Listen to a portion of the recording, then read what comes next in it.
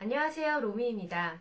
이번 시간에는 말 잘하는 사람이 되는 방법에 대해서 알려드리고자 합니다. 가끔 댓글로 말 잘하고 싶다, 스피치를 어떻게 해야 되냐, 그런 방법들 좀 알려달라 라는 댓글이 달리더라고요. 도움을 드릴 수 있지 않을까 싶어서 이렇게 영상을 찍게 됐습니다. 일단 말을 한다는 거는 내 생각이 밖으로 나오는 거잖아요. 이 말을 잘한다는 게 결국에는 생각을 좀 더 체계적으로, 좀 더 논리적으로, 좀 더 명료하게 생각을 잘 정리해놨다라는 의미거든요.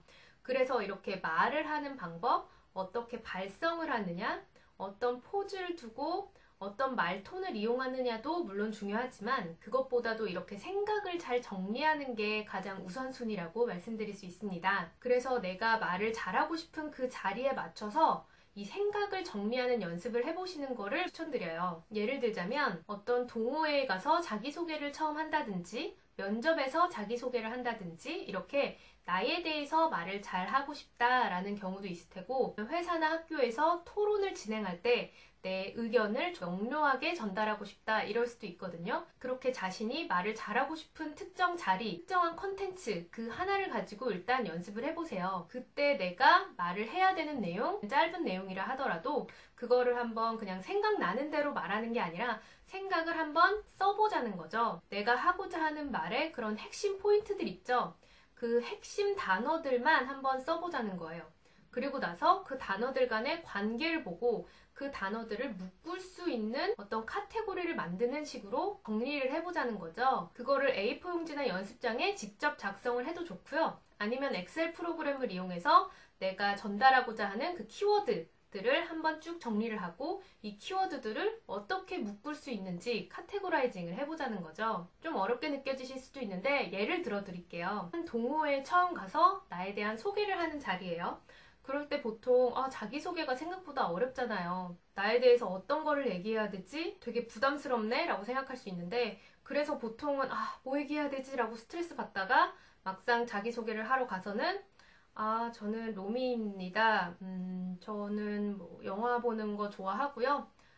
책 보는 거 좋아해서 이렇게 독서 동호회에 들어오게 됐고 사람들 얘기 듣는 것도 좋아해서 동호회를 통해서 사람들 얘기를 많이 들어보고 싶고 이런 자리에 오게 돼서 영광이고 친해지고 싶습니다. 이런 소개를 했다고 가정을 해볼게요. 별로 임팩트가 없고 약간 지루하게 느껴지죠. 그냥 물 흘러가듯이 흘러가다 보니까 다른 사람들은 그런 말을 할 때 딴 생각하기 쉽고 조금 아쉬움이 있죠. 그런데 이런 작업을 거치고 나면 책 읽기, 영화 보기 이런 것들이 뭘로 묶일 수 있을까요?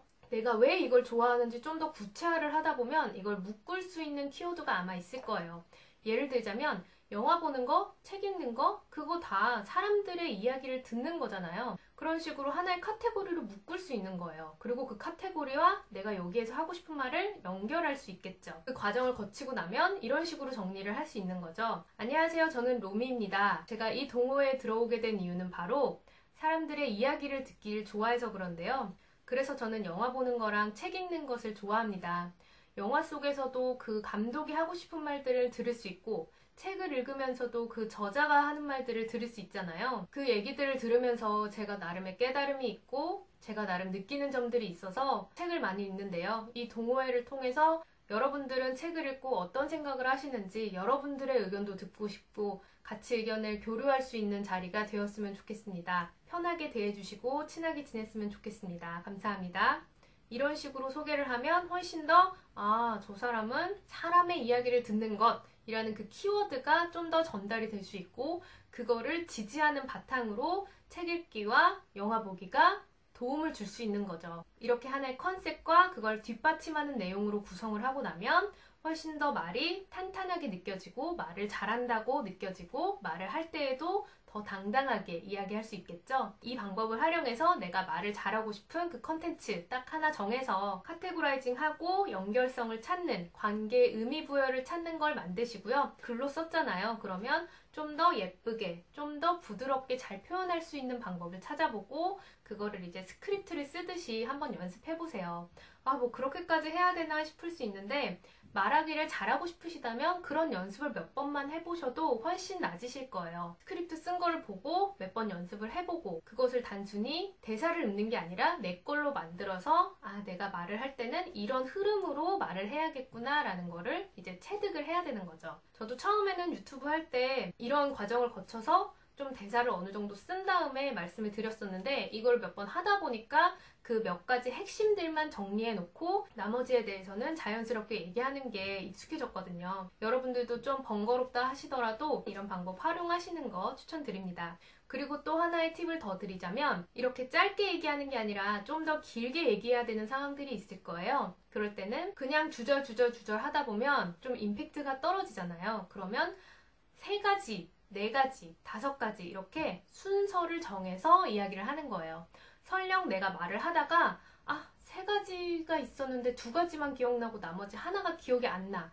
그런 상황이 된다고 하더라도 맨 처음부터 제가 이거에 대해서 말씀드릴 3가지 내용이 있습니다. 첫째, 뭐뭐뭐이고 둘째, 뭐뭐뭐입니다. 셋째, 제가 잠깐 3번째를 까먹었네요. 나중에 생각나면 다시 말하겠습니다. 이렇게 한다고 하더라도 이렇게 숫자로 정리돼서 표현을 하고 나면 훨씬 더 명료하게 느껴지고 이 사람이 어느 정도 길이로 이야기를 하겠구나, 이 사람이 뭔가 자신의 생각을 정리해서 이야기를 하는구나 라고 느껴져서 훨씬 더 전달력이 좋아집니다. 그리고 사실 이렇게 구성을 바꾸는 것 외에 어떻게 말 톤을 해야 되는지, 어떻게 나의 자신감을 더 갖출 수 있는지, 어떻게 해야 덜 긴장하게 되는지 이 부분도 중요하잖아요. 이 내용은 영상이 너무 길어지니까 다른 영상으로 다시 찾아뵙도록 하겠습니다. 도움이 되셨다면 댓글 부탁드리고요. 구독하기 부탁드립니다. 시청해주셔서 감사합니다.